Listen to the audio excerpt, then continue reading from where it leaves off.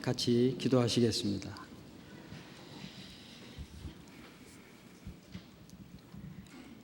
우주와 그 가운데 있는 모든 것을 창조하시고 인류의 역사를 다스려 가시는 살아계신 하나님,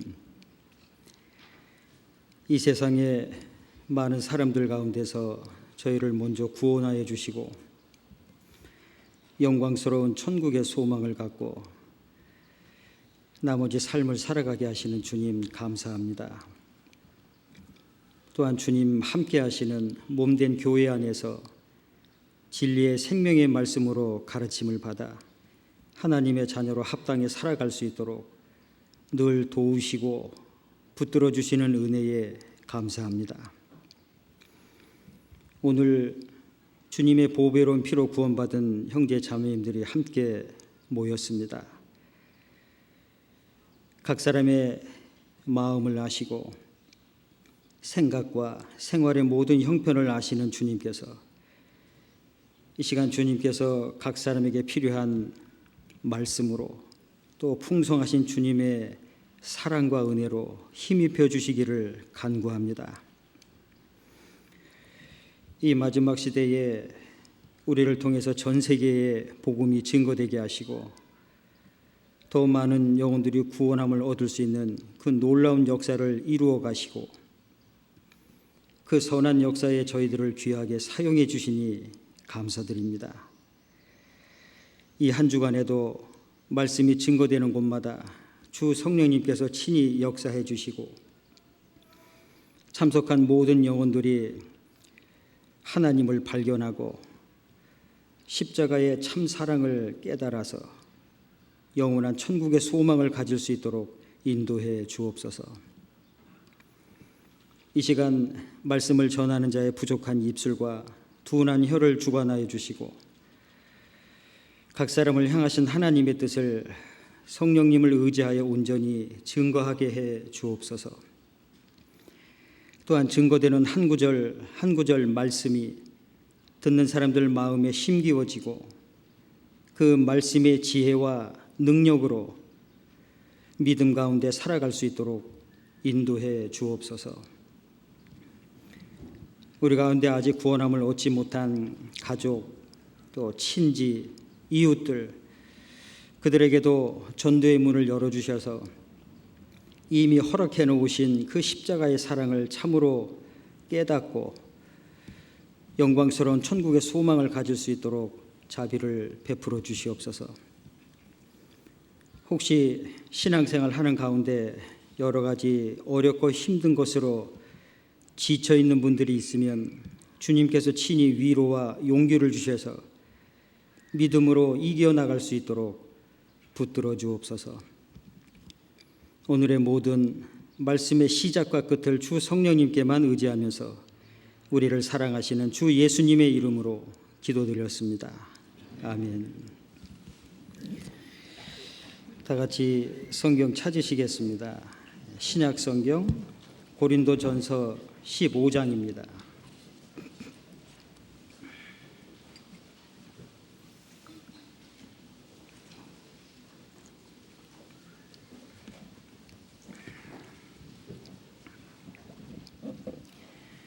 고린도전서 15장 찾으셨으면 10절 말씀, 고린도전서 15장 10절 말씀 같이 읽으시겠습니다. 그러나 나의 나 된 것은 하나님의 은혜로 된 것이니 내게 주신 그의 은혜가 헛되지 아니하여 내가 모든 사도보다 더 많이 수고하였으나 내가 아니요 오직 나와 함께 하신 하나님의 은혜로라. 오늘은 하나님의 은혜를 받은 자의 삶의 모습을 사도 바울을 통해서 교훈을 받고 또 책망을 받고 또 바르게 함을 받고 의로 교육함을 받는 말씀을 배우는 시간이 되었으면 합니다.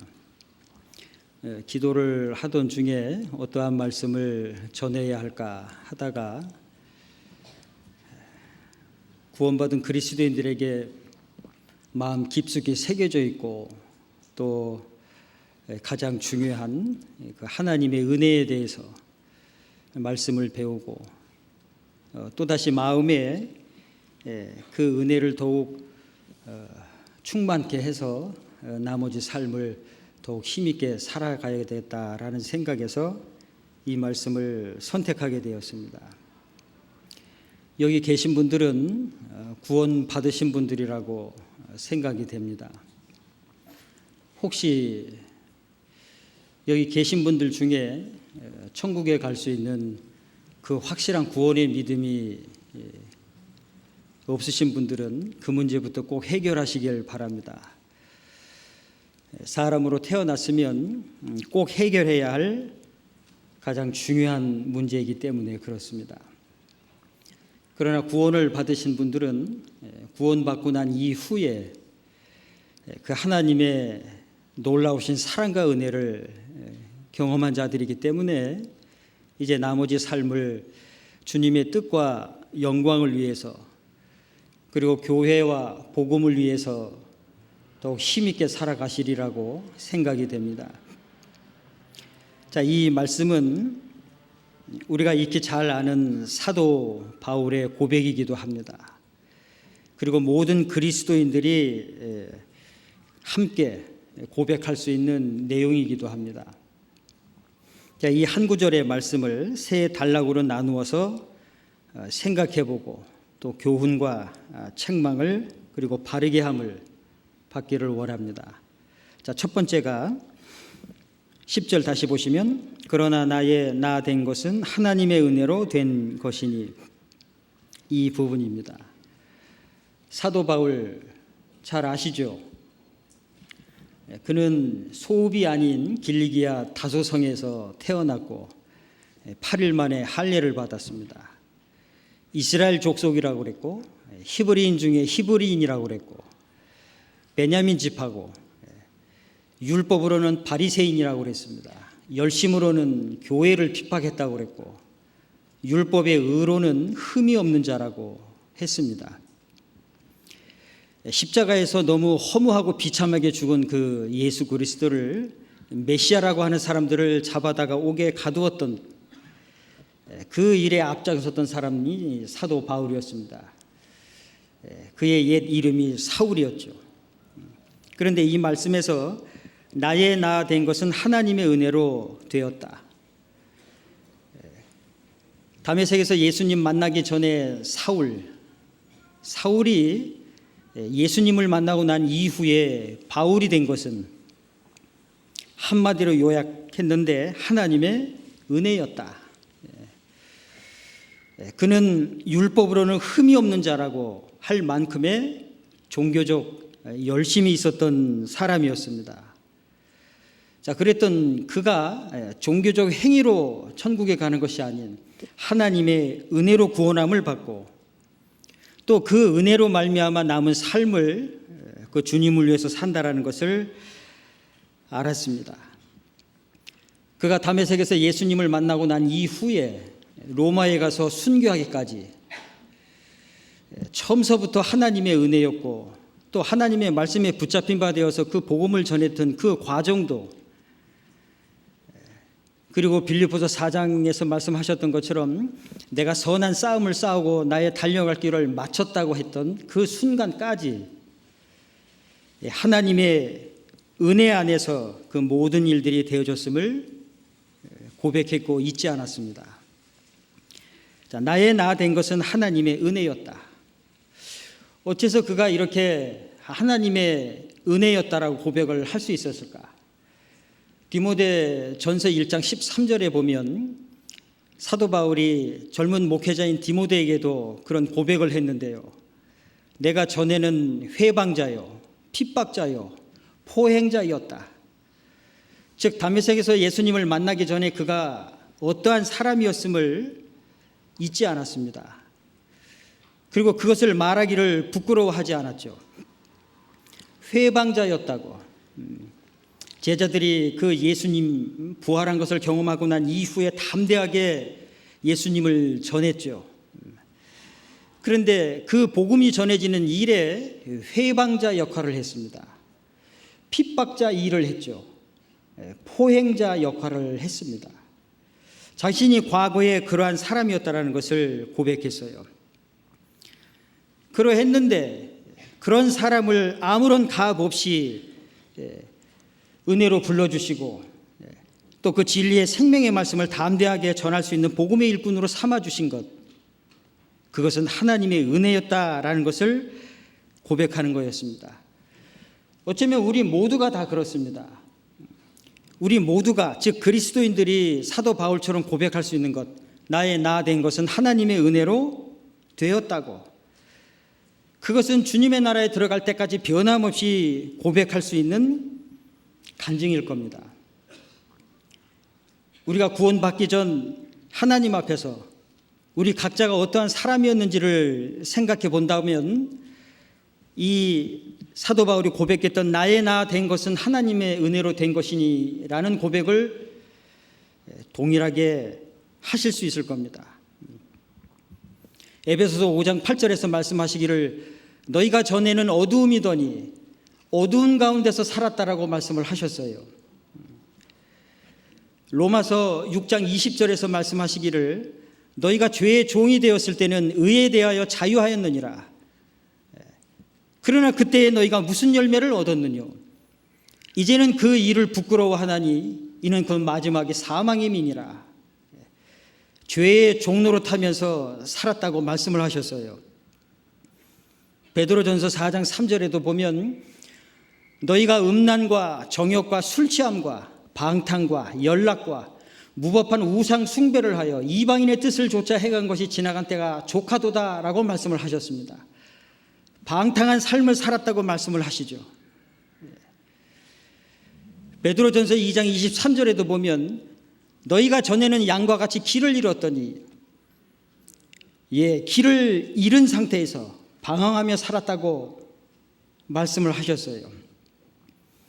시편 49편 20절에 있는 말씀처럼 존귀에 처하나 깨닫지 못하는 사람은 멸망하는 짐승 같도다. 하나님의 형상을 닮은 것이 있어서 존귀하지만 그 하나님을 발견하지 못하고 죄 가운데 살고 영원한 지옥에 들어갈 운명인 것을 멸망하는 짐승 같다라고 말씀을 해주셨어요. 그러나 그 십자가의 사랑, 아무런 가업 없이 베풀어 주신 하나님의 그 은혜를 깨닫고 하나님의 자녀가 되었고 영광스러운 천국의 소망을 갖게 되었죠. 이사야 49장 5절에서 말씀을 하신 것처럼 나는 여호와의 보시기에 존귀한 자라. 나의 하나님이 나의 힘이 되셨도다. 멸망하는 짐승 같았는데 그 십자가의 사랑을 깨닫고 난 이후엔 하나님의 자녀가 되었고 아주 존귀한 자가 되었다고. 시편 16편 3절에 있는 말씀처럼 땅에 있는 성도는 존귀한 자니 나의 모든 즐거움이 저희에게 있도다. 이제는 멸망하는 짐승과 같은 그런 운명의 모습이 아니고 하나님 보시기에 존귀한 자가 되었다고. 하나님의 즐거움이 향할 수 있는, 그리고 하나님이 가주실 수 있는 그런 존귀한 자들이 되었다라고 그 운명이 바뀌어졌음을 말씀을 해 주셨어요. 자, 그렇다면 사도 바울뿐만 아니라 우리 모두가 조금 아까 읽었던 이 말씀에서처럼 나의 나 된 것은 하나님의 은혜로 되었다고 주님의 나라에 들어갈 때까지 계속 이 고백을 할 수밖에 없을 겁니다. 마치 화가 피카소라는 사람이 어느 날 갑자기 좋은 그림이 떠올랐다는 거예요. 그런데 그 그림을 캔버스천에다가 그리고 싶은데 좋은 그림을 그릴 수 있는 그 캔버스천이 없었다고 그래요. 그래서 책상 밑에 휴지통에 더러워지고 구겨진 그 종이를 끄집어내어서 곱게 피워서 떠오르는 좋은 그림을 그 위에다가 그렸다고 합니다. 훗날 그것이 아주 위대한 값어치를 지니게 되었다고 합니다. 그 더러워지고 구겨진 종이 잠시 후면 불태워지고 없어질 것 같은데 거기에 천재의 그림이 그리워지니까 아주 위대한 값어치를 지니게 되었다라는 거예요. 마치 우리가 그렇습니다. 잠깐 후에 죄 가운데 살다가 영원한 지옥에 들어갈 운명에 있었던 사람들이었는데, 그런데 하나님께서 우리를 불러주셨고 우리의 타락된 마음속에 하나님의 십자가의 사랑을 새겨주셨어요. 그 하나님의 놀라우신 십자가의 사랑을 마음에 새겨지고 난 이후엔 하나님 보시기에 존귀한 자가 되었다라는 겁니다. 그러니 사도 바울이 고백한 것처럼 우리도 이 고백을 할 수밖에 없죠. 나의 나 된 것은 하나님의 은혜로 되었다고. 여러분들 누가복음 15장에 보면 탕자의 비유 나오죠. 그 탕자가 아버지 집을 떠나서 자기 마음대로 살았죠. 즐겁게 살았던 때가 있었습니다. 그런데 시간 지나서 가지고 나왔던 건 모든 거 다 허비했고 이제는 비참한 신세가 되었어요. 돼지가 먹는 주염 열매로 배를 채워야만 하는 그런 운명에 있을 때 자신의 비참함을 깨달았죠. 그리고 아버지 집으로 돌아갈 마음을 가졌습니다. 적어도 탕자는 아버지 집으로 돌아갈 마음을 가졌고 돌아갔어요. 그런데 여기 계신 분들은 저나 여러분이나 이 세상에 태어나서 인생을 살아가면서 그 삶이 너무나 고통스럽고 인생이 너무나 허무해서 정말 창조주 하나님 그 진리를 찾고자 하는 간절한 마음을 갖고 찾아보셨어요? 그 하나님께로 가시려고 하셨습니까? 거의 대부분은 하나님께서 찾아주셨어요. 진리를 찾고자 하는 마음이 없었는데도 하나님이 찾아주셨습니다. 하나님이 누구인지, 또 진리가 무엇인지, 무엇이 참된 행복인지 알지 못한 채 이 세상의 눈에 보이는 것만을 위해서 살아가고 있었죠. 그때 거기서 하나님이 우리를 부르셨습니다.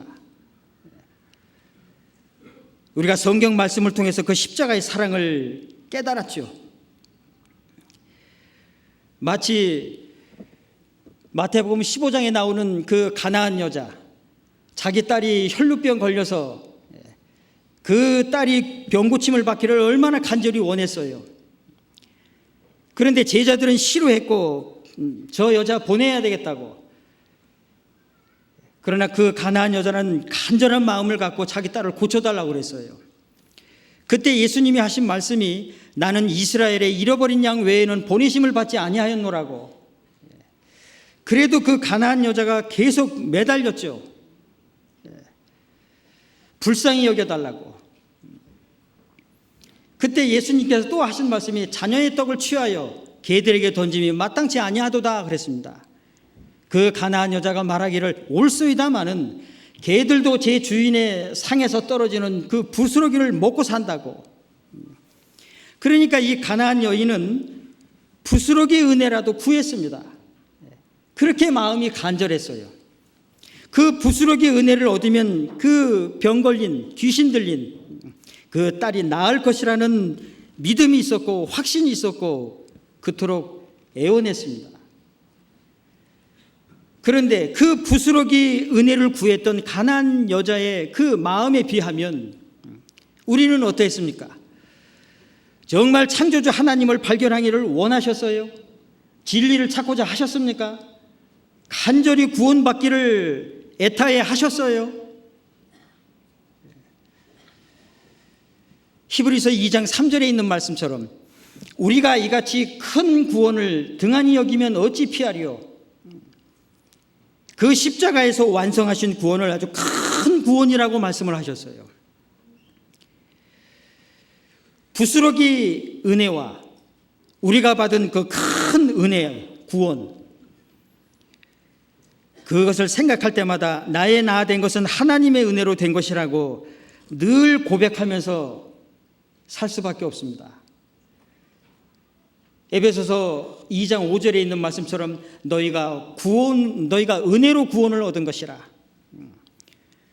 예, 그 하나님의 은혜를 생각할 때마다 우리는 항상 하나님께 감사의 참송만 드릴 수밖에 없죠.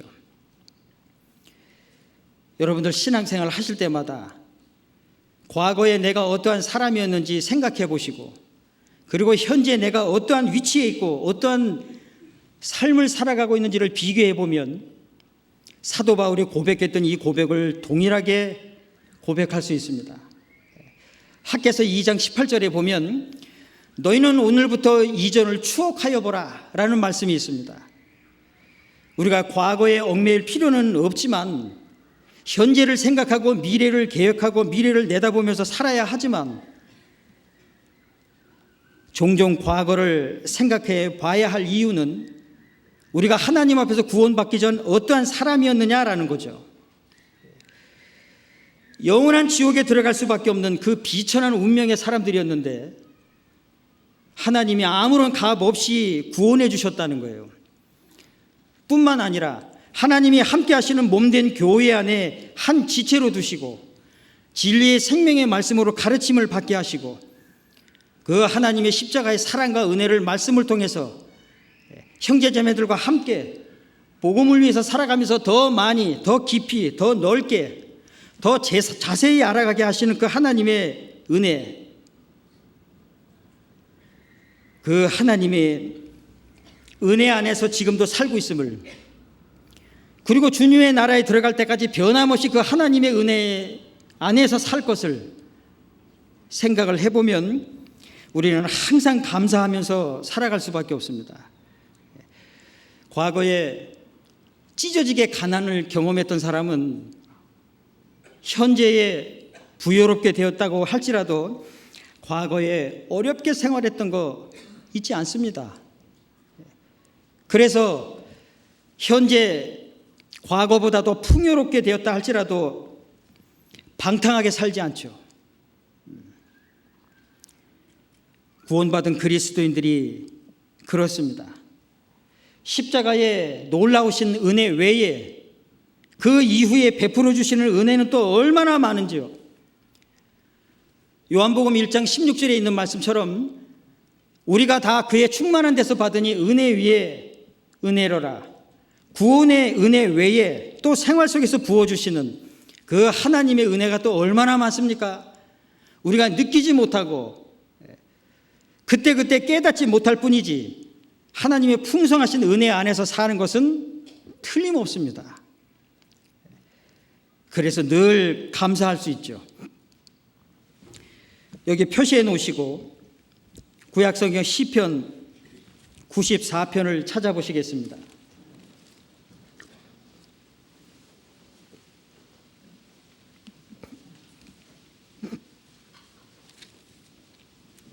시편 94편 17절 말씀 같이 읽겠습니다. 여호와께서 내게 도움이 되지 아니하셨다면 내 혼이 벌써 정막 중에 처하였으리로다.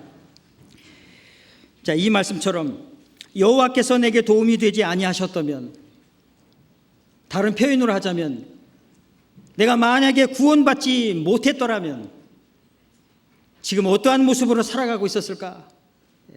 지금도 죄 가운데 살면서 눈에 보이는 세상 것을 위해서, 그리고 두려워하면서 죄의 갈등 속에서 살아가고 있겠죠. 그 끊임없이 죄의 갈등이 있고, 그리고 항상 마음속에 잠재되어 있는 죽음 이후의 세계, 그 두려움, 그 가운데서 살고 있겠죠.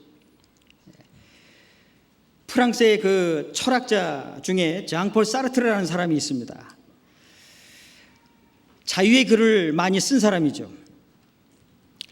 전 세계의 사상가들이나 철학가들이 이 자유의 글을 쓰는 장폴 사르트르를 존경했었습니다. 왜요? 자유에 대한 많은 글을 쓴 사람입니다. 그리고 실제 글만 쓴 것이 아니고 그 사람은 자유롭게 살았습니다. 계약 결혼이라는 말이 그 사람에게서 나왔어요. 결혼을 했죠. 시몬 드 보부와 아내였습니다. 아내가 있는데도 다른 여자 만났어요.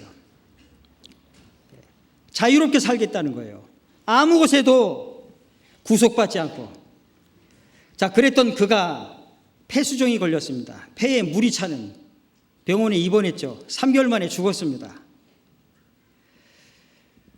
그가 1964년도에 노벨 문학상 수상자로 선정되기도 했었죠. 그러나 그 상도 거절했죠. 사람이 글을 쓰고 그것에 등급을 매겨서 어떤 상을 준다는 것, 그런 것에 자신은 얽매이고 싶지 않다고. 그래서 더 유명해진 사람인데, 그랬던 그가 죽음 앞에서는 두려워 떨었습니다. 친구들이, 아는 사람들이 병문안을 왔었어요. 그는 미치광이가 됐습니다. 비명을 질렀습니다. 죽음이 점점 가까이 오는 그 순간에 두려워 떨었습니다. 많은 사람들이 의아해했죠. 결국 죽었습니다. 르 피가로지 신문에 기사가 실렸어요. 그 많은 시간 자유에 대한 글을 썼고 자유를 외쳤고 자유롭게 살았고, 그런데 왜 죽음 앞에서는 그는 두려워했고 자유롭지 못했냐? 며칠이 지난 다음에 어떤 독자가 글을 써서 그 르 피가로지에 보냈습니다. 장폴 사르트르가 죽음 앞에서 두려워했던 것은 죽음 이후에 갈 곳을 준비하지 못했기 때문이었다. 정답이었습니다. 예, 죽음이 점점 가까이 오면 올수록 모든 사람들이 항상 두려워하죠. 죄에 갈등이 있고, 저나 여러분 구원받지 못했으면 그렇게 삶을 살아가고 있을 겁니다. 지금도.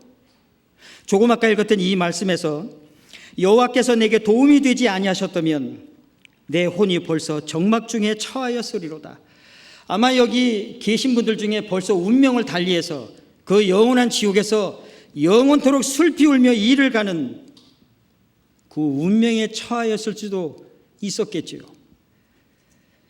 그러하니 그 십자가의 놀라우신 사랑과 은혜로 구원을 받아 주님 함께 하시는 몸된 교회 안에 있다는 사실이 얼마나 행복한 겁니까? 나의 나 된 것은 하나님의 은혜로 되었다고. 그 하나님의 은혜 외에도 내가 구원받기까지 먼저 구원받은 형제 자매님들의 그 애타는 기도가 있었고 정성 어린 보살핌이 있었어요. 그래서 구원을 받았습니다. 그러니 처음부터 끝까지 계속 은혜 안에서 살고 있음이 분명합니다. 그러니 사도 바울이 고백했던 것처럼 나의 나 된 것은 하나님의 은혜로 되었다라고 우리도 동일하게 고백할 수밖에 없는 거죠. 고린도전서 15장 돌아가 보겠습니다.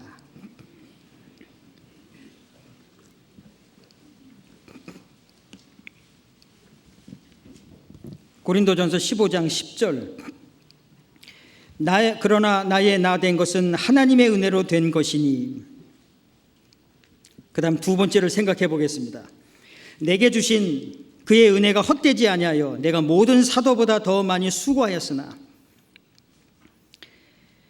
사도 바울이 나의 나 된 것은 하나님의 은혜로 된 것이라고 고백만 한 것이 아니라 그 하나님의 은혜로 되었다라는 것을 깨닫고 난 이후부터는 내게 주신 그의 은혜가 헛되지 않기 위해서 내가 모든 사도보다 더 많이 수고했다. 당연한 거죠. 왜 수고하죠? 하나님의 은혜였습니다. 그 베풀어 주신 은혜가 결코 자기 생애 가운데 헛되지 않기 위해서 모든 사도보다 더 많이 수고했다는 거예요. 수고하고 더 많이 수고하고 그리고 계속적으로 수고하는, 왜 그렇게 하죠? 다른 의도는 없었습니다. 단 한 가지, 하나님의 은혜였다는 거예요. 내게 베풀어 주신 그 하나님의 은혜가 헛되지 않기 위해서 내가 더 많이 수고했다.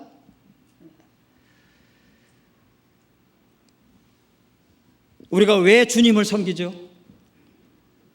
왜 우리가 신앙생활을 해요? 왜 모임에 나오죠? 왜 성경을 읽어요? 왜 전도를 하죠? 왜 헌금을 합니까? 왜 봉사를 해요? 다른 의도는 없습니다.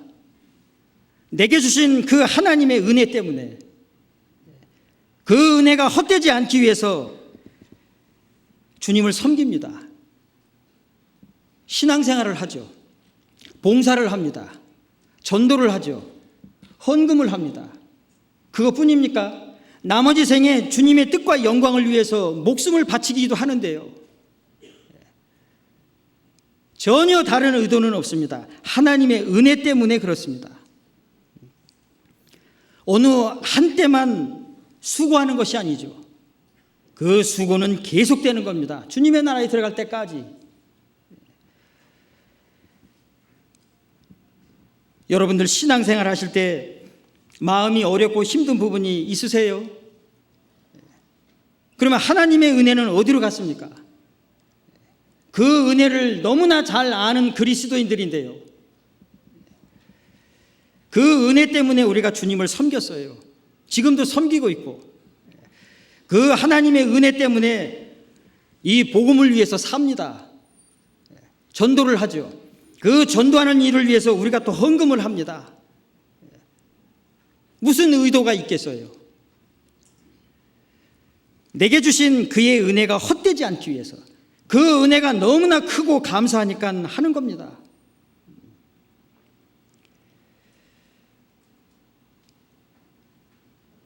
어떤 청소부가 포드 자동차 회사에 취직을 했다고 합니다. 공장 안에서는 자동차 조립을 하고 있고 공장 바깥의 일인데 공장 바깥에서 청소하는 일을 했다는 거예요. 그런데 이 청소부가 공장 바깥에 청소만 해도 되는데 언제부턴가 공장 안에까지 다 청소를 한다는 거예요. 그래서 주변 사람들이 참 이상하게 생각을 했다고 그럽니다. 당신은 공장 바깥에만 청소하는 것으로, 그리고 그 일에 대한 대가로 월급을 받고 있는데 공장 안을 청소한다고 해서 월급을 더 많이 받는 것도 아닌데 왜 공장 안에까지 청소를 하느냐고. 자기 같은 사람 청소부로 취직해 주신 것, 그거 감사해서 공장 안에까지 청소를 한다는 거예요. 공장 바깥에서 청소하는 것은 월급을 받는 거고, 자기를 취직시켜 준 거, 그것에 대한 감사함으로 공장 안에까지 청소를 한다는 거예요. 그렇습니다. 무언가 자기 자신이 은혜를 느끼고 감사를 느낀다면 그것이 반드시 마음에만 머무는 것이 아니고 바깥으로 드러나죠. 사도 바울이 나의 나 된 것은 하나님의 은혜로 된 것이니 그것이 고백만으로 끝난 것이 아니고 그가 로마에 가서 순교에까지 그 은혜에 보답하는 삶을 살았던 겁니다. 저는 구원받고 나서 4년쯤 됐을 때 목욕탕을 갔던 적이 있었습니다. 오해하지 마시고요. 4년 만에 목욕탕 갔다는 얘기가 아니고요.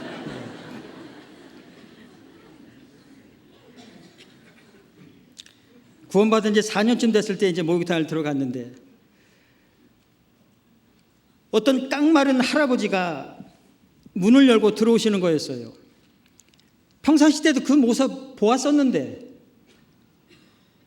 누군가가 옆으로 지나가기만 해도 금세 넘어질 것 같은, 쓰러질 것 같은 그런 분이셨는데, 그런데 그 모습을 보면서 아, 내가 구원을 받을 때 나는 한 가지 더 받은 것이 있었구나를 발견했습니다. 하나님은 나를 젊었을 때 구원해 주셨구나. 저 할아버지처럼 나이가 많이 들어서 구원해 주셨을 수도 있으셨을 텐데 하나님은 나를 젊었을 때 구원해 주셔서, 아, 그러니까 이 젊었을 때 주님을 위해서 살으라고 하시는 거였구나. 그 할아버지 모습을 보면서 그 사실을 알았어요. 그래서 젊었을 때 구원해 주셨구나. 어떻게 해야 주님을 위해서 사는 것이 올바른 것인지는 몰랐어도 젊었을 때 구원해 주셨고, 그래서 그 젊음을 주님을 위해서 사용되어야 되는 거구나, 그것만은 알았어요. 여러분들은 구원 받으시고 난 다음에 어떠셨어요? 죄가 영원히 용서됐다는 사실을 발견하고 난 다음에 기뻐하셨겠죠. 그 이후에 무엇을 발견하셨어요?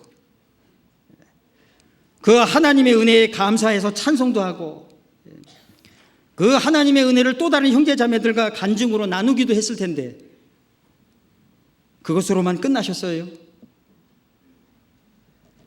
내게 주신 그의 은혜, 하나님의 은혜, 그것이 헛되지 않기 위해서 어떻게 사셨습니까? 그리고 지금 어떻게 살고 계세요?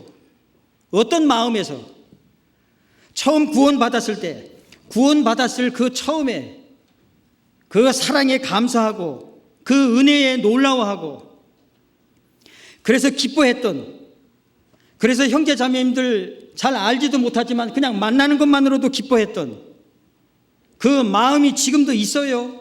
지금도 있으십니까?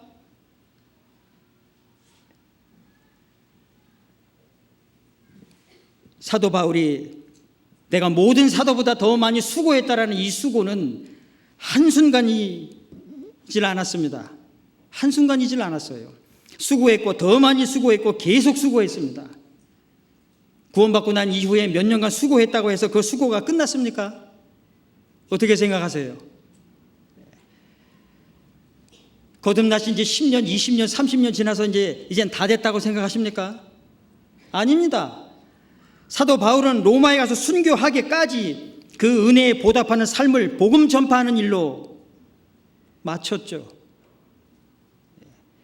우리도 마찬가지입니다. 당연히 그렇게 살아야 되는 거겠죠. 여러분들 시편 116편 12절 말씀 너무나 익히 잘 아시죠? 여호와께서 내게 주신 모든 은혜를 무엇으로 보답할꼬? 자, 그 말씀은 아마 익숙하게 잘 아시리라고 생각이 됩니다. 하나님께서 내게 베풀어 주신 모든 은혜, 신앙생활을 해보고 또 시간이 지나가면서 깨달아지는 것은 기쁨이 되는 것만 은혜가 아니고 나를 단련하시기 위해서 주셨던 고난도 은혜였고 슬픈 일을 겪게 하신 것도 은혜였고 내 육체의 질병을 주신 그 아픈 것도 은혜가 된다는 거 발견하시죠? 그래서 모든 것이 하나님의 은혜였다는 것 점점 더 발견해 갑니다. 구원받은 지 얼마 안 됐을 때는 고난이 싫었죠. 슬픈 것이 힘들었고 그러나 그것이 신앙의 세월 속에서 그것마저도 하나님의 은혜였다는 것을 발견하게 됩니다. 모든 것이 하나님의 은혜라는 거죠. 그 은혜를 더욱 발견하게 됩니다. 그 은혜를 발견할수록 하나님 앞에서 나는 너무나 부족한 사람이라는 것이 또 발견되죠. 마치 사도 바울이 다메섹에서 예수님을 만나고 난 이후에 시간이 지나가면서 고린도전서 15장 9절에 보면 나는 모든 사도 중에 지극히 작은 자라고, 또 에베소서 3장 8절에 보면 나는 모든 성도 중에 지극히 작은 자보다 더 작은 자라고, 디모데전서 1장 15절에 보면 나는 죄인 중에 괴수라고, 그 하나님의 능력의 말씀에 붙잡힌 바 되어서 그 생명의 말씀을 담대하게 전하고 그로써 많은 사람들이 구원을 받고 아시아를 비롯해서 유럽에 그 몸된 교회가 세워지는 그 큰 일을 해 나가는데도 사도 바울 자기 자신은 하나님 앞에서 부족함을 계속 더욱 자세하게 발견해 나갔습니다. 여러분들은 어떠세요? 그렇습니까? 자, 그런데 성경에 보면 참 슬픈 말씀도 많이 있습니다. 누가복음 17장에 보면 10명의 그 문둥병자 나오죠. 얼마 동안의 시간 그 문둥병 때문에 얼마나 고통스럽고 힘들어했어요. 예수님께 그 병을 고쳐달라고 그랬고 제사장에 가서 몸을 보이라고 그랬죠. 가던 중에 10명의 문둥병자들이 다 깨끗하게 나왔습니다. 그런데 한 명만 돌아왔죠. 예수님 말씀이 10명 다 깨끗함을 받지 아니하였느냐? 그 9은 어디 있느냐? 그 얼마나 슬픈 말씀입니까? 한 사람만 돌아와서 예수님께 영광을 돌렸어요. 그 9은 어디 있느냐고. 그런 말씀 보면 얼마나 그 주님의 마음에 애타해 하시는지 알 수가 있죠. 그것뿐입니까? 디모데후서 4장 10절에 보면 대만은 이 세상을 사랑하여 나를 버리고 데살로니가로 갔고, 그런 말씀도 있고, 야고보서 4장 4절에는 간음하는 여자들이여 세상과 보탠 것이 하나님의 원수임을 알지 못하느니요, 세상 것이 좋아서 세상으로 돌아간 사람들도 있음을 말씀을 해주셨어요. 그 얼마나 슬픈 내용입니까? 내게 주신 그의 은혜가 헛되지 아니하여 내가 모든 사도보다 더 많이 수고했다고. 이것이 하나님의 은혜를 받은 자의 당연한 모습인데 어째서 그런 슬픈 일들이 있느냐라는 거예요. 신명기 32장 6절에 보면 그런 말씀이 있습니다. 우매무지한 백성아, 너희가 여호와께 이같이 보답하느냐? 그런 말씀 있죠. 그는 너를 얻으신 너희 아버지가 아니시냐? 너를 지으시고 너를 세우셨느니라. 이스라엘 백성들에게 하신 말씀이었습니다. 하나님이 이스라엘 민족을 택하셨죠. 그리고 그들을 인도해 가셨습니다. 많은 은혜를 베풀어 주셨습니다.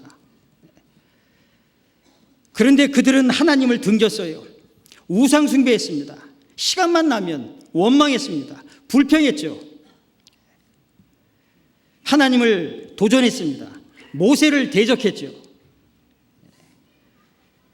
은혜를 원수로 갚는 일이었습니다. 어떻습니까? 그 사건이 이스라엘 사람들에게만 해당되는 내용이겠어요? 여기 계신 분들은 어떻습니까? 사도 바울처럼 나의 나 된 것은 하나님의 은혜로 된 것이니 내게 주신 그의 은혜가 헛되지 아니하여 내가 모든 사도보다 더 많이 수고했다.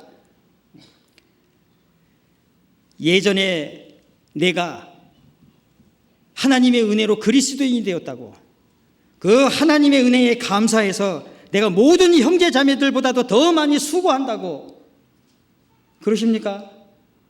그게 맞죠. 더 많이 수고하는 것이 끝날 수 있겠어요? 계속되는 겁니다. 전도 집회 때 얼마나 많은 형제 자매들이 전도를 위해서 기도하죠. 마음을 모읍니다. 뜻을 모으죠. 물질을 모읍니다. 시간을 내죠. 이번 한 주간에도 낮 전도 집회가 진행 중에 있습니다. 아니, 전 세계에 복음이 증거되고 있습니다. 그 일을 위해서 얼마나 많은 사람들이 기도하고 그 애타는 마음에서 간절히 기도하고 참석한 영혼들 한 명도 빠짐없이 다 구원받기를 얼마나 애타해야 합니까? 당연하죠. 그 하나님의 은혜 때문에 그렇게 합니다. 특별히 하계 수양회 때 이제 얼마 안 남은 것 같은데요, 우리가 평상시 때도 전도를 위해서 그렇게 마음을 쓰고 마음을 모으고 하는데, 특별히 하계 수양회 같은 때는 얼마나 많은 전국의 해외의 모든 형제자매님들이 기도를 하죠. 마음과 뜻을 모으고 벌써부터 준비하고 기도하실 거라고 생각이 됩니다. 정말 한국의 가장 그 무더운 때인 것 같은데요, 그때 얼마나 많은 땀들을 흘리시는지. 그렇게 열심히 하고 난 다음에도 더 하지 못한 것이 마음의 아쉬움으로 남을 때도 있죠. 내게 주신 그의 은혜가 헛되지 않기 위해서 내가 모든 사도보다 더 많이 수고했다고, 그렇게 열심히 한 것 같은데도 또 세월이 지나놓고 보면 내가 그때 더 많이 했었어야 하는데, 그런 마음의 아쉬움이 남는 것이 그리스도인들입니다. 내가 그때 더 했어야 되는데. 그렇게 사는 사람들이 그리스도인들이죠. 올 하계 수양에도 그렇게 하시리라고 생각이 됩니다. 어느 때보다도 더 마음을 모으고 그동안에 신앙생활 하면서 내가 그때 그렇게 하면 안 됐던 건데 더 열심히 했었어야 되는데, 내가 더 봉사를 하고 더 헌금을 했어야 했고 더 많은 기도를 했어야 했고, 정말 마음이 녹는 것 같은 그 간절한 기도를 했었어야 했는데, 이제는 아쉬움이 아닌 정말 하나님 앞에서 그런 마음을 갖고 행하셔야 합니다. 지금까지도 행하셨죠. 앞으로도 더 그렇게 하셔야 될 겁니다. 이 더 많이 수고한다는 것은 계속입니다. 끝나는 것이 아니죠. 그런데 신앙생활하면서 원망이 생길 수 있겠어요? 더 하지 못해서 아쉬운 마음이 후회로 남는데 원망이 있을 수 있겠어요? 비판할 수 있겠습니까? 불평할 수 있으시겠어요? 신앙생활 하면서 부딪히는 것 때문에, 조금 상처받는 것 때문에, 조그마한 문제 때문에 마음을 하나님에게서 등지실 수 있으세요? 모임을 등한시할 수 있겠습니까? 아닙니다. 그런데 자칫 잘못 신앙생활을 하다 보면 하나님이 베풀어 주신 은혜에 감사하고 또 그 은혜에 보답하는 삶을 살기보다는 어린 아이들처럼 계속 무언가를 받고만 싶은, 그래서 주어지는 것이 없고 알아주는 것이 없고 생각해 주는 것이 없으면 그것 때문에 마음에 문제가 생기고, 그렇습니까? 아닙니다. 더 이상의 하나님의 은혜가 내려지지 않을지라도, 구원의 은혜 외에 생활 속에 주시는 그 은혜가 없을지라도 우리는 주님을 위해서 그 은혜에 감사하면서 나머지 삶을 살아갈 수 있는 사람들이죠. 그들을 그리스도인이라 합니다. 무엇을 또 요구하겠어요? 무엇을 또 바라시겠어요? 알아주기를 바라세요?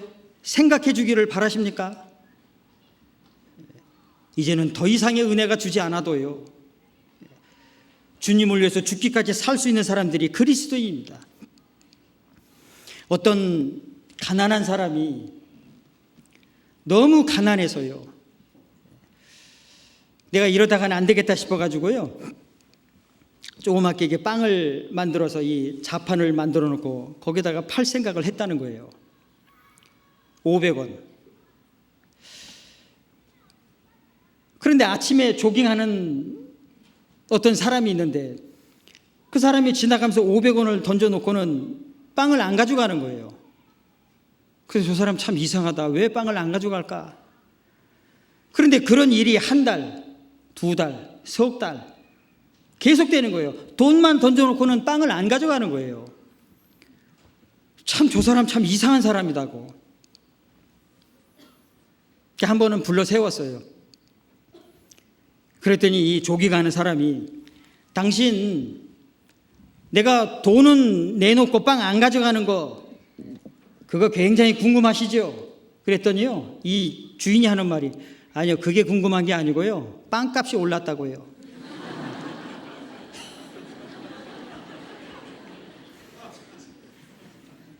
빵값이 올랐대요.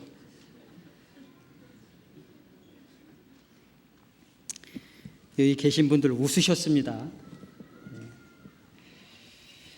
예, 구원의 은혜 외에 더 이상의 은혜를 주지 아니하셔도 정말 죽기까지 주님을 위해서 살 사람들이 그리스도인들입니다. 늘 말씀들 하시죠. 교회를 왔다 갔다 하는 그 종교인들, 기독교인들하고 그리스도인들하고는 완전히 다르다고. 다르죠. 무엇이 다릅니까? 실제 다르다고 생각하는 것만큼 신앙생활 하세요. 내게 주신 그 하나님의 은혜가 헛되지 않아서 내가 더 많이 수고한다고 그러셔야 됩니다. 그렇게 사실 겁니다. 예, 그렇게 살아야죠. 고린도후서 11장을 찾아보시겠습니다.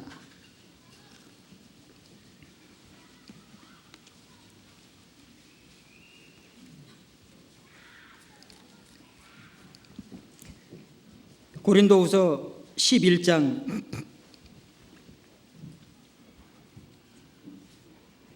23절부터 28절까지 제가 읽어드리겠습니다. 저희가 그리스도의 일꾼이냐 정신없는 말을 하거니와 나도 더욱 그러하도다. 내가 수고를 넘치도록 하고 옥에 갇히기도 더 많이 하고 매도 수없이 맞고 여러 번 죽을 뻔하였으니 유대인들에게 40에 하나 감한 매를 5번 맞았으며 3번 태장으로 맞고 1번 돌로 맞고 3번 파선하는 데 일주야를 기품에서 지냈으며 여러 번 여행에 강의 위험과 강도의 위험과 동족의 위험과 이방인의 위험과 시내의 위험과 광야의 위험과 바다의 위험과 거짓 형제 중에 위험을 당하고 또 수고하며 애쓰고 여러 번 자지 못하고 줄이며 목마르고 여러 번 굶고 춥고 헐벗었노라.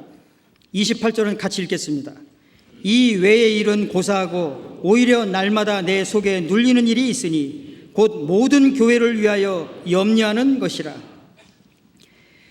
사도 바울 복음을 전하는 과정에서 얼마나 많은 혹독한 고난을 받았는지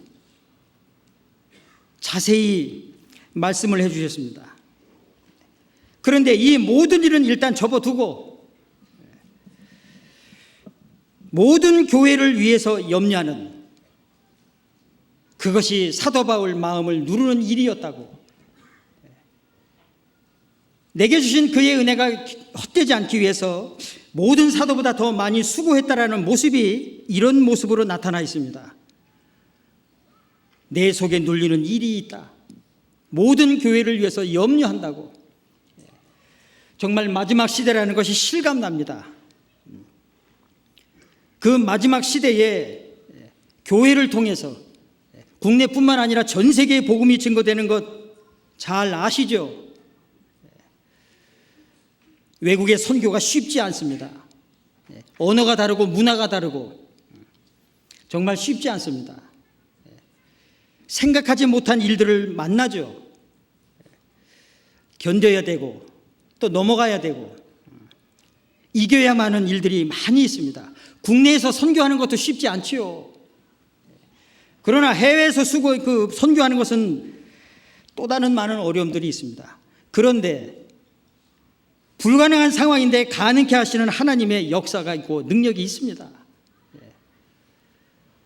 그래서 복음이 전파되고 사람들이 구원을 받고 그 지역마다 나라마다 교회가 세워지죠. 여기 계신 분들 중에도 해외 선교에 실제 동참을 하시고 그 선교의 현장을 직접 눈으로 보시고 경험하시고 느끼셨을 겁니다. 그렇게 느끼신 분들은 기도 내용이 다르실 겁니다. 마음가짐이 다르실 거예요. 국내에서 전혀 소식을 몰랐을 때 기도했던 내용과 직접 경험을 하고 난 이후의 기도와 마음의 자세는 다를 겁니다. 그 교회를 생각하는 마음이 훨씬 더 생깁니다. 모든 교회를 염려한다고. 교회가 말씀 위에 든든히 세워지고요. 그 든든히 세워진 교회를 통해서 더 힘있게 복음이 전파되기를, 그래서 더 많은 사람들이 구원받기를, 그것을 기도 제목으로 놓고 간절히 쉬지 않고 기도합니다. 지금 이 순간에도 해외에서 수고하는 많은 선교사들이 있고 가족이 있죠. 아시죠? 물론 국내에서 복음을 전하시는 분들이 있습니다. 형제자매님들이 계시고 일일이 기억하시고 기도해 주셔야 됩니다. 정말 교회가 든든히 세워지기를. 그래서 개인의 가정적인 일보다는 교회를 더 염려합니다. 여기 계신 분들도 그러하리라고 생각됩니다. 한국에 있는 우리 교회가 든든히 세워지니까 전 세계에 더 힘있게 복음을 전할 수 있는 거죠. 그렇지 않으면 세계 선교를 할 수 있었겠어요? 세계 선교 현장에 나가보면 그 사실을 실감합니다. 그동안에 여러분들이 기도해 주었던 것, 마음 모아주셔서 그 물질을 모아주셨던 것, 그것이 실제 선교 현장에서는 얼마나 큰 힘이 되는지, 일일이 다 감사의 말씀을 전할 수는 없지만 그것이 결코 헛되지 않고 복음이 증거되고 많은 사람들 구원받는데 귀하게 쓰여지고 있습니다. 그리고 교회를 염려하는 마음이 있으실 겁니다. 예, 그러셔야 됩니다.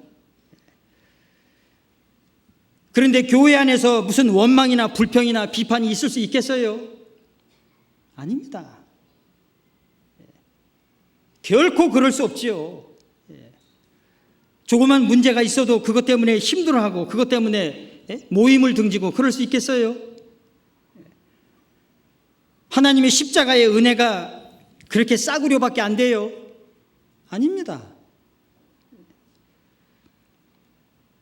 그 하나님의 은혜가 무엇임을 우리가 익히 잘 아는 그리스도인들인데, 우리가 신앙생활 하는 가운데 조금 어렵고 힘들고 이것저것 부딪히는 일이고 상처가 있다고 해서 그것 때문에 하나님을 등져요?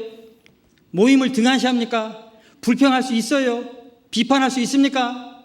원망할 수 있어요? 아닙니다. 만약에 그런 마음이 있다면 그것은 하나님의 은혜를 원수로 갚는 거나 마찬가지입니다. 안 그러겠어요? 우리는 주님의 나라에 들어갈 때까지, 아니 죽는 그 순간까지 하나님께 감사하고요, 그 하나님의 은혜에 감사해서 또 주님 섬기고 복음을 위해서 사는 겁니다. 아무런 다른 의도가 없습니다. 그 하나님의 은혜 때문이죠. 사도 바울이 그렇게 살아갔습니다. 그 사도 바울이 가졌던 은혜가 저와 여러분에게도 마음에 새겨졌죠. 동일하게 그 은혜에 보답하는 삶을 충성되이 살아갈 겁니다. 고린도전서 10장입니다.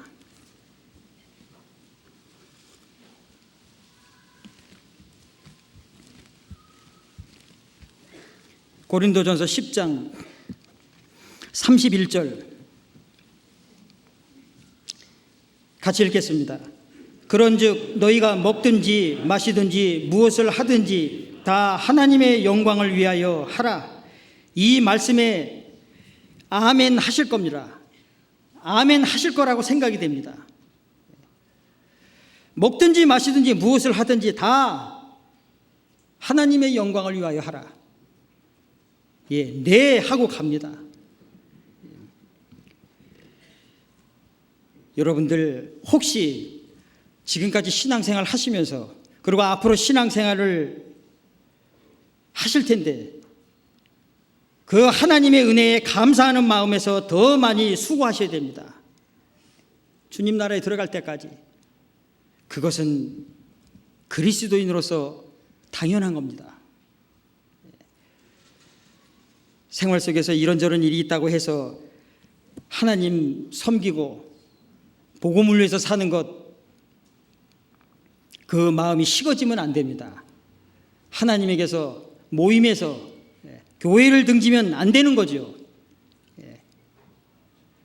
그런데 참 아쉬운 것은, 너무나 슬픈 것은 조그마한 문제가 있으면 모임을 등한시하는 거예요. 누구를 위해서 신앙생활 하는데요? 그 조그만 문제 때문에 주님의 은혜가 사라집니까? 그 조그만 문제 때문에 그 주님의 은혜를 잊어버릴 거예요? 아닙니다.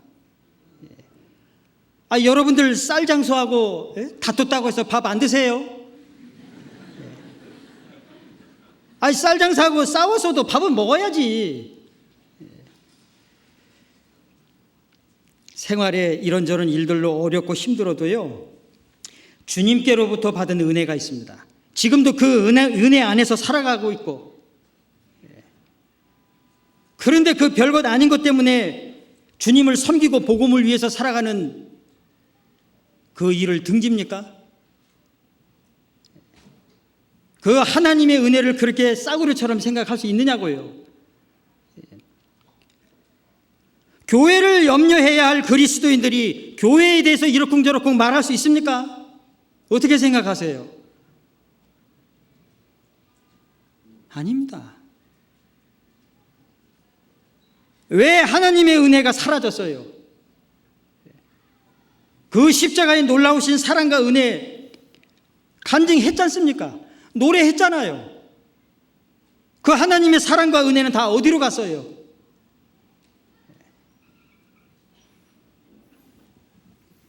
여러분들 교회를 염려하셔야 됩니다.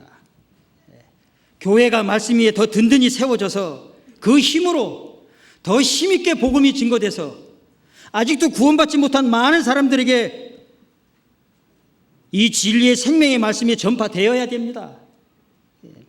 어떤 사람들은 수십 번, 어떤 사람들은 100번까지 말씀을 들었다는 분도 계시고, 이 진리의 귀한 복음의 말씀을 어떤 분들은 그렇게 자주 들으면서 해외에 있어 보니까요, 정말 한 번도 듣지 못한 사람들이 너무나 많습니다. 진리의 생명의 말씀을 그렇게 자주 들을 수 있는 그 좋은 환경에 있는 것도 행복입니다.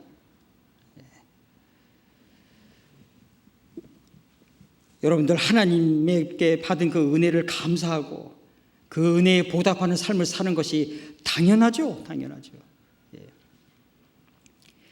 지금까지 그렇게 살아오셨으리라 생각됩니다. 앞으로도 그렇게 살으셔야 됩니다. 조금 아까 읽었던 이 말씀에서처럼 먹든지 마시든지 무엇을 하든지 다 하나님의 영광을 위해서 하라고. 명령이지만 네 하고 갈 수 있는 사람들이 그리스도인들입니다. 고린도전서 15장 다시 보시겠습니다.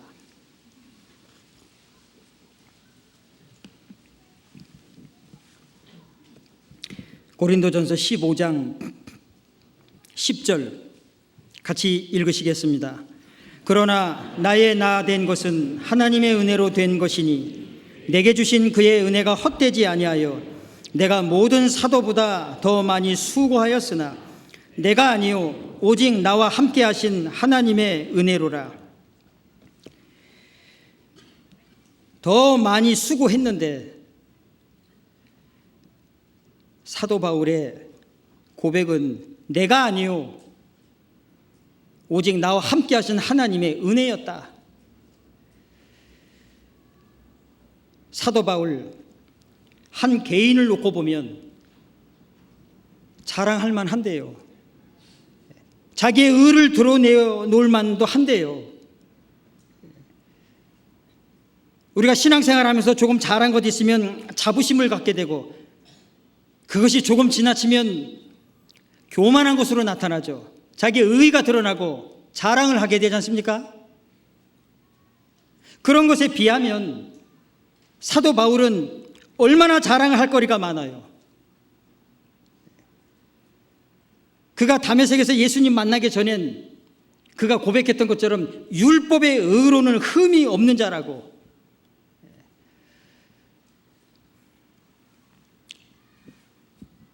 그가 하나님의 능력의 말씀에 붙잡힌 바 되어서 복음을 전했고 많은 사람들이 구원받아 몸된 교회가 세워지는 그 큰 역사를 이루었는데도 내가 아니요 그랬어요.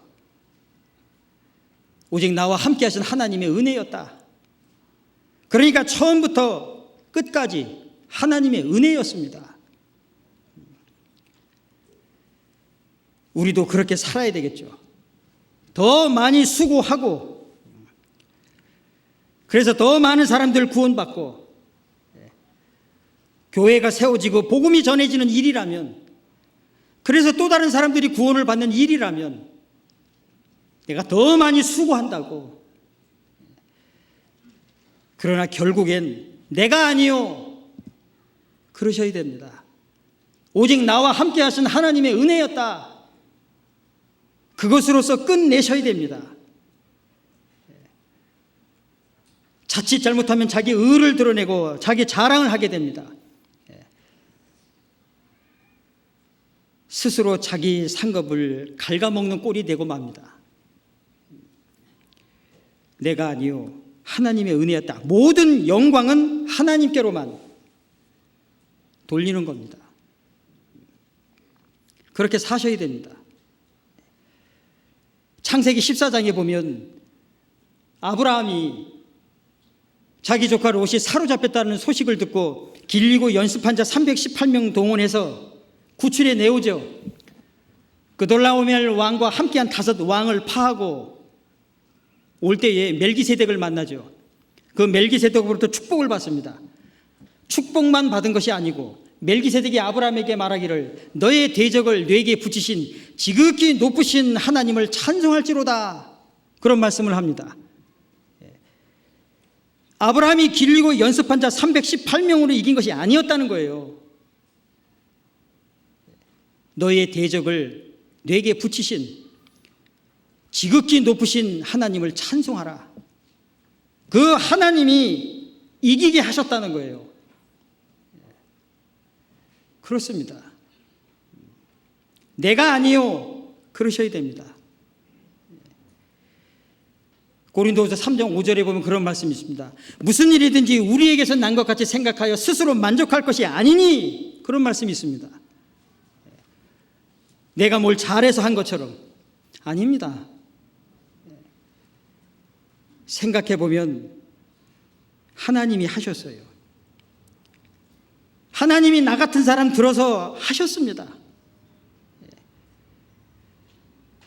너희가 속으로 아브라함의 자손이라고 생각하지 마라. 하나님은 이 돌들로도 아브라함 자손 되게 하시리라 그러셨죠. 돌을 가지고도 아브라함 자손 되게 하실 수 있는 하나님, 나 아닌 다른 사람을 통해서도 하나님의 역사를 이루어 가실 수 있는 분이 하나님이십니다. 우리가 믿는 하나님이 그런 하나님이시죠. 그런데 나를 통해서 하나님의 일을 하시겠다고 하시니 감사할 뿐이죠. 나 같은 사람을 쓰시겠다고 하시니 감사할 뿐입니다. 내가 아니요 오직 나와 함께 하신 하나님의 은혜로라. 항상 그러셔야 됩니다. 그렇게 자신을 낮추셔야 됩니다. 그리고 모든 것을 이루게 하신 하나님께만 영광을 다 돌리셔야 됩니다. 그것이 맞는 겁니다. 제가 지금도 잊어먹지 않고 늘 생각하는 것이 있습니다. 제가 여기 한국에 있을 때 소록도를 3번 갔었습니다. 문둥병자들이 사는 촌이죠. 일제시대 당시에 전국에 있는 문둥병자들을 색출해서 소록도라는 그 섬에다가 가두어 두었습니다. 그들은 평생 세상을 원망하고 저주하면서 삽니다. 그 사람들 이야기를 듣다 보면 밤이 새도 끝이 없어요. 누구 하나 가까이 다가가는 사람 없습니다. 가까이 다가가서 품어주는 사람 없죠. 포옹해주는 사람 없습니다. 그런데 그 사람들이 하는 말이 있어요. 예전에 오스트리아에서 2 여자가 자원봉사자로 소록도에 왔었다는 거예요. 한 여자는 32살, 한 여자는 34살. 마리아라는 여자고 마가렛이라는 여자였습니다. 40년을 봉사했습니다. 72살이 되었고 74살이 되었죠. 시집도 가지 않고 청춘을 다 바쳤습니다. 이제 나이가 먹어서 그들을 도울 수 있는 힘이 없어 가방을 챙기고 조용히 자기네 나라로 돌아갔습니다. 나중에 그것이 알려지게 되었고 대한민국 정부의 이름으로 그들을 보상하려고 그들을 찾았었습니다. 그런데 한 여자만 찾았죠. 40년 만에 자기네 나라 오스트리아로 왔는데 너무나 많이 달라진 거였어요. 그래서 친척의 도움을 의지해서 살아가고 있었습니다. 그 여자에게 청춘을 바쳐서 그 문둥병자들을 봉사한 그것을 조금이라도 대한민국 정부의 이름으로 보상을 해주고 싶다고 그랬었어요. 그 여자가 거절했습니다. 그런 보상을 바라고 한 것도 아니었고 자기는 그냥 한 것뿐이었다는 거예요. 제가 그것을 신문에서 봤습니다. 그리고 실제 소록도에 갔을 때 그런 이야기를 들었어요. 그래서 그 사람들이, 그 문둥병자들이 하는 말이 우리 가운데 천사 2명이 왔다 갔다고. 청춘을 바쳤죠. 그리스도인들이 그렇게 살아야 되지 않겠어요? 제가 그 이야기를 듣고 정말 부끄러웠습니다. 내가 지금 이렇게 살고 있는 것이 그들 보기에는 사치였어요. 사치. 그것이 얼마나 그 부끄러우면서 마음의 교훈이 되면서 새겨지는지. 그렇게 살아야 할 사람들이 그리스도인이었다라는 거예요. 그래야 됩니다. 젊음을 다 바쳐놓고도 내가 아니요, 모든 영광을 하나님께로 돌려야 할 사람들, 그들이 그리스도인들입니다. 누가복음 17장을 찾으시겠습니다.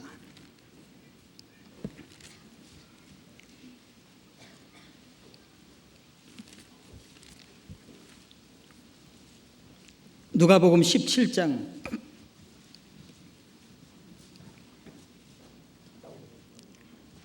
7절부터 10절까지 같이 읽으시겠습니다. 너희 중에 네게 밭을 갈거나 양을 치거나 하는 종이 있어 밭에서 돌아오면 저더러 곧 와 앉아서 먹으라 할 자가 있느냐? 도리어 저더러 내 먹을 것을 예비하고 띠를 띠고 나의 먹고 마시는 동안에 수종 들고 너는 그 후에 먹고 마시라 하지 않겠느냐? 명한 대로 하였다고 종에게 살해하겠느냐? 이와 같이 너희도 명령받은 것을 다 행한 후에 이르기를 우리는 무익한 종이라 우리의 하여야 할 일을 한 것뿐이라 할지니라. 이 말씀도 아시죠? 어떤 사람에게 종이 있다. 바깥에 나가서 밭일을 실컷 하고 집안에 들어와서는 또 주인을 섬기는 일을 한다고.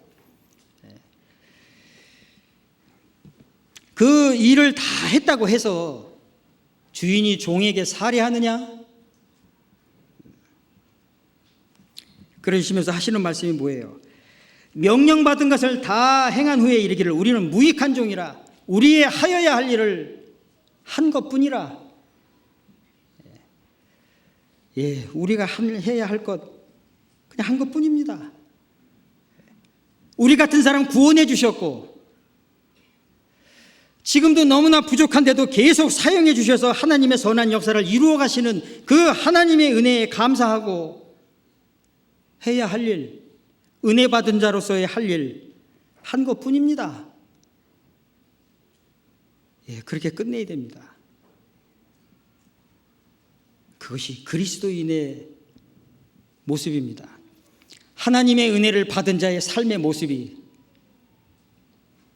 사도 바울을 통해서 나타났습니다. 그 뒤를 이어가는 것이 그리스도인들이죠. 이 시대에 우리가 그 뒤를 따라가고 있습니다. 그래서 그 은혜가 헛되지 않기 위해서요, 더 많이 수고하셔야 되고 계속적으로, 그리고 나서는 내가 아니오 그러셔야 됩니다. 신앙생활 하시면서 과거에 내가 어떠한 사람이었는지를 생각해 보시고 현재 내가 어떠한 사람인지를 비교해 보시면 그 하나님의 은혜가 또 마음에 큰 감동으로 다가올 겁니다. 그 은혜의 힘으로 또 더 많이 복음을 위해서 사는데 수고하실 겁니다. 그리고 그 은혜에 감동되어서 수고를 한 사람은 내가 아니오라고 말합니다. 오직 나와 함께 하신 하나님의 은혜였다라는 것으로 모든 영광을 하나님 아버지께만 돌립니다. 그것이 하나님의 은혜를 받은 자의 삶의 모습입니다. 고린도전서 15장 다시 보시겠습니다.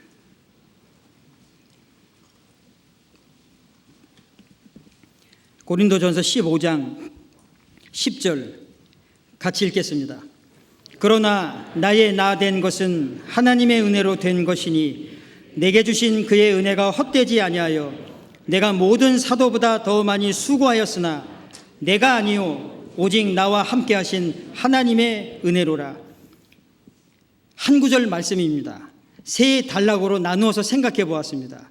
외워보시고 더욱 묵상해 보시길 바랍니다. 들으셨던 말씀 마음에 새겨 보시고 그 말씀을 따라서 더욱 힘있게 남은 삶을 살아가시길 바랍니다. 같이 기도하겠습니다. 우리를 구원해 주신 주님 감사합니다. 세상에 죄인으로 태어나서 죄를 물먹는 것처럼 지으며 살다가 영원한 지옥에 들어가서 슬피 울며 이를 갈며 그 영원한 고통 속에 있어야 할 저희들을 주님께서 먼저 찾아주셨고 구원해 주셨습니다.